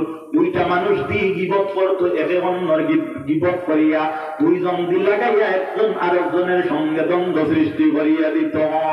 এজন্য রাসূলুল্লাহর উম্মতগণ, সেই আমল যদি আমাদের মধ্যে থাকে তাহলে সেটাও কিন্তু বর্জন করতে লাগবে। আমার ভাইয়েরা, ইসলাম ধর্মাবলম্বী যারা ইসলামের ভিতরে যদি পুরাপুরি দাখিল হয় তাহলে ইসলামের 5টা নীতিরে সে মানিয়া নিতে লাগবে। 2 নম্বর নীতি হইল নমাজ। 2 নম্বর নীতি কি? নমাজ। 2 নম্বর নীতি হইল নমাজ। ওয়া ইকামিস সালাহ। 3 নম্বর নীতি কি? ওয়া ইতাইজ যাকাত, অর্থাৎ যাকাত প্রদান করতে লাগবে। এজন্য কোরআন শরীফ আল্লাহ রব্বুল ইজ্জতে ফরমায়, ওয়া আকিমুস সালাতা ওয়া আতুজ যাকাতা ওয়ারকাউ মা'আর রাকিঈন। অর্থাৎ তুমি টাইম কিতা করো? যাকাত প্রদান করো, আর যাকাত প্রদান করো, নামাজ প্রতিষ্ঠিত করো, রুকু করো। তুমি তেন রুকু করনেওয়ালার সঙ্গে, এটা দিয়ে মুরাদ হইয়া তাহলে অর্থাৎ রুকুর নিয়ম যেটা সেইভাবে তুমি রুকু করো। ওয়ারকাউ, তুমি রুকু করো মা'আর রাকিন, রুকু করনেওয়ালার সাথে, রুকু করনেওয়ালার মোতাবিক। এখান দিয়ে মুরাদ হইয়া তাহলে রুকুর নিয়ম যেটা সেই নিয়মে রুকু করতে লাগবো। আমরা নামাজে যখন দাঁড়াই দণ্ডমান হয় তখন শরীয়তের মাসলা হইল আমরা চক্ষুটা বন্ধ করতে পারবো না। কেন পারবো না? চক্ষু দিয়া তুমি সিজদার জায়গাটা সেই জায়গা দিয়া দৃষ্টিপাত করতে লাগবে। যখন তুমি সিজদার মধ্যে, যখন রুকুর মধ্যে যাইবাই তখন তোমার আঙ্গুলের যে 2টা বড়ি টিপ আছে এই 2টা টিপের দিকে তুমি দৃষ্টিপাত করতে লাগবে। যখন তুমি সিজদার মধ্যে যাইবাই তখন তোমার দিশাটা তোমার নাকের দিকে তাকতে লাগবে এবং অন্তরে তাকতে লাগবে আমার মালিক আল্লাহ সুবহানাহু ওয়া তাআলার কদমে আমি নাকার গোবাল লাগাইয়ার আর আমি বলতেছি সুবহানা রাব্বিয়াল আলা। আমার সাথে বলো সুবহানা রাব্বিয়াল আলা। হে আমার প্রভু, হে আমার প্রতিপালক, হে আমার রব, আপনি হইলে পবিত্র আর আপনি হইলে আলিশান দরজা সম্মত। এই কথাটা আপনি সিজদার মধ্যে গিয়া বইতে লাগবে। যখন আপনি বইবা তখন আপনার দুই জানুর মধ্যস্থানে আপনার চক্ষু দৃষ্টিটা রাখতে হইবে। এই অবস্থায় নামাজের সময়কালটা তোমার চক্ষু দিয়ে অতিবাহিত করতে লাগবে। রাসূলুল্লাহ বলেন, আমার কোন উম্মতে এক ভিন্ন উম্মতরে যদি তার দৃষ্টিটারে ফয়লায় চড়াইয়া দেয়, আল্লাহ রাব্বুল আলামিন বলে তাকে, হে আমার গোলাম, হে আমার বান্দা, তুই আমি আল্লাহর চাইতে সৌন্দর্য এই পৃথিবীর মধ্যে কোন সম্পদটা পাইলে আমি আল্লাহ তোর সম্মুখে আমার কদম দুইটি লম্বা করে দিয়া দিলাম। তুই আমি আল্লাহকে ভালোবাসস না, দুনিয়ার কোন ব্যক্তি কোন সম্পদের ভালোবাসস। তখন কিন্তু বান্দা যখন আল্লাহর এই কথাটার মাধ্যমে তার অন্তরটারে নামাজের ভিতরে একত্রিত করিয়া নে, আল্লাহ কিন্তু আল্লাহর বান্দার জিন্দেগির গুনারে আল্লাহ মাফ করিয়া দে। যখন বান্দায় অন্যদিকে তার মনটারে মনান্তর করে, তখন কিন্তু এই নামাজে কিন্তু তারে তিরস্কার করতে পারে, আর এই নামাজে তারে বদুয়া দে, রুব্বাকারি সালাত ওয়াস সালাতু ইয়ালানুহু। এই নামাজে আল্লাহর বান্দারে লানত দিতে পারে। আল্লাহুম্মা সাল্লি আলা সাইয়্যিদিনা মাওলানা মুহাম্মদ ওয়া আলা আলি সাইয়্যিদিনা মাওলানা। কিতাবে বর্ণিত, যদি কোনো মানুষ নামাজের ভিতরে চক্ষু বন্ধ করে, তার বন্ধ করাটা আবার জায়েজ আছে, খেনে জায়েজ আছে। যদি কোনো মানুষ চক্ষু বন্ধ করিয়া নামাজ পড়ে আর তার চক্ষু বন্ধ করাটার মূল বিষয়ে তাকে আমার দিলটারে জুড়ে করতাম, একত্রিত করতাম, এইভাবে চক্ষু বন্ধ করিয়া নামাজ পড়তে পারবে। নতুবা চক্ষু বন্ধ করিয়া নামাজ পড়াটাও মাকরুহ। বুঝা গেছে নি? এজন্য রাসূলুল্লাহর উম্মতগণ, আমরা কলিমার অন্তর্ভুক্ত যারা আমরা নামাজ পড়ব, আমরা যাকাত দিব, আমরা রোজা রাখব, আমরা হজের উপযোগী হইলে হজ করব, সেটা হইল ইসলামের নীতি। আর যে ইসলামের পূর্ণাঙ্গ নীতিরে যে অবলম্বন করবে, সে অবশ্য রাসূলুল্লাহর মাহবুব হয়ে যাবে। তাই আমি আপনাদের সম্মুখে আয়াত পড়েছিলাম, আন-নবিয়্যু আওলা বিল মুমিনিনা মিন আনফুসিহিম। নবী মুমিনদের প্রাণ চাইতে আরো প্রিয়। যদি রাসূলুল্লাহ সত্যি মুমিনদের প্রাণ চাইতে প্রিয় হয়, তাহলে নবীর যত আদর্শ আছে এগুলারে মুমিনে মানতে লাগলো। কারণ মান আহাব্বা শাইয়ান আকসারা যিকরাহু, যে যারে ভালো ভাই তার আলোচনাটা বেশি করি ভরে। আমি যদি নবীরে ভালো ভাই, তাহলে নবীরে বেশি নামাজ পড়িতে আমি নামাজ পড়া লাগবো। আমি যদি নবীরে ভালোবাসি, তাহলে আমি পাক পবিত্র থাকতে লাগবো। আমি যদি নবীরে ভালোবাসি, তাহলে মিথ্যার থেকে আমি বিরত থাকতে লাগবো। আমি যদি নবীরে ভালোবাসি, তাহলে যাকাত প্রদান করা লাগবো। আমি যদি নবীরে ভালোবাসি, তাহলে আমি হজ প্রদান করা লাগবো। আমি যদি নবীরে ভালোবাসি, তাহলে এই পৃথিবীরে আমি সাধুতার জীবনে পরিণত করতে লাগবো। এতএব আমি আপনাদের সম্মুখে দীর্ঘ সময় আলোচনা করলাম। আল্লাহ রাব্বুল ইজ্জত আমাকে এবং আপনাদেরকে হৃদয়ঙ্গম করার তৌফিক যেন আল্লাহ দান করেন। ওয়া আখিরু দাওয়ানা আনিল হামদুলিল্লাহি রাব্বিল আলামিন। আমিন আল্লাহুম্মা আমিন। রব্বানা যালামনা আনফুসানা ওয়া ইল্লাম তাগফির লানা ওয়া তারহামনা লানাকুনান্না মিনাল খাসিরিন। ربنا عليك توكلنا وإليك عنبنا وإليك المصير। আয় আল্লাহ, ইয়া আরহামার রাহিমিন, আপনার বান্দাগণের সম্মুখে কুরআন হাদিসটাকে দীর্ঘ সময় আলোচনা করলাম। যদি কোনো ভুল ত্রুটি হয়, লিল্লাহ হিসাবে আপনি মাফ করিয়া দেন আল্লাহ। আয় আল্লাহ, অঞ্চলবাসী, গ্রামবাসী, নওজোয়ান বন্ধু হলে আয় আল্লাহ, ওই জ্যেষ্ঠ মুরব্বীদের পরামর্শ নিয়া আজকের যে মাহফিলের আয়োজন করছেন, আয় আল্লাহ, এই মাহফিল যে তাদের নাজাতের ওসিলা বা সবব বানাইয়া দিল আল্লাহ। আয় আল্লাহ, খাস করে অঞ্চলের এই গ্রাম, এই পাড়াটাকে যত মায়া পুরানা মূর্তে গান কবরাস্ত হইছো, আয় আল্লাহ, লিল্লাহ হিসাবে তাহলে আপনি মওলা মাফ করিয়া দেও আল্লাহ। আমরা মা বাবার সঙ্গে মাফ করিয়া দেও আমরা নানা নানি দাদা দাদি ইষ্টি কুটুম গোষ্ঠী গাড়া বন্ধু বান্ধব আমরা আপনি দয়া করি মাফ করিয়া দেও আল্লাহ। আয় আল্লাহ, আমাদের পূর্ববর্তী গণের জন্য যেভাবে হাত বাড়াইছি, আয় আল্লাহ আমরা মরার পরে আমরা সন্তানাদির মাধ্যমে এইভাবে হাত জমিনের মধ্যে আপনি মনিবে বাকি রাখিবা আল্লাহ। আল্লাহ যে দুইটা হাত আপনার শাহী দরবারে বার্তাইছি আল্লাহ, এই দুইটা হাত কোনদিন কোন ধনীর দরবারে নিয়ে আপনি বার্তাইও না আল্লাহ। আপনার গুনার কারণে আমরা রসওয়াইয়ের জিল্লতির জিন্দেগি দিও না, আমরার গুনার কারণে আমরা ইজ্জত নষ্ট করিও না, আমরার গুনার কারণে দম দৌলত মাল আসবাব বিবেচেন তোর উপরে আয় আল্লাহ কোন নমুনার কোন ধরনের আক্রমণ আপনি চালাইও না। আয় আল্লাহ, আমরা যারা বাচ্চা বাচ্চা হয়েছি আমরা বাচ্চেন ধরে নেক বাচ্চেন বানাইয়া দাও আল্লাহ। আমরা ভিতরে সুশিক্ষা সেই শিক্ষিত হইবার তৌফিক দান করো আল্লাহ। আপনার বাচ্চেন ধরে আল্লাহ চঞ্চলতার থেকে আপনি ইবাদত করো আল্লাহ। ইলমে দিন দুনিয়ার মুকম্মল দরজা আমরা বাচ্চেন ধরে আতা করো। আয় আল্লাহ, আসমান থেকে আমাদের অপরিতে বড় ফয়সালা করিয়া দেও।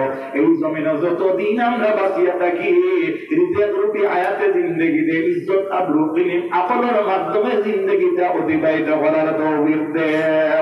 রব্বানা তাকাব্বাল দুআইনা বিহুরমতি সাইয়্যিদিল মুরসালিন সুবহানা রাব্বিকা রাব্বিল ইজ্জাতি আম্মা ইয়াসিফুন ওয়া সালামুন আলাল মুরসালিন ওয়ালহামদুলিল্লাহি রাব্বিল আলামিন ওয়া জাআল আখিরা কালিমাতিনা ইনদাল মাউত লা ইলাহা ইল্লাল্লাহু মুহাম্মাদুর রাসূলুল্লাহ।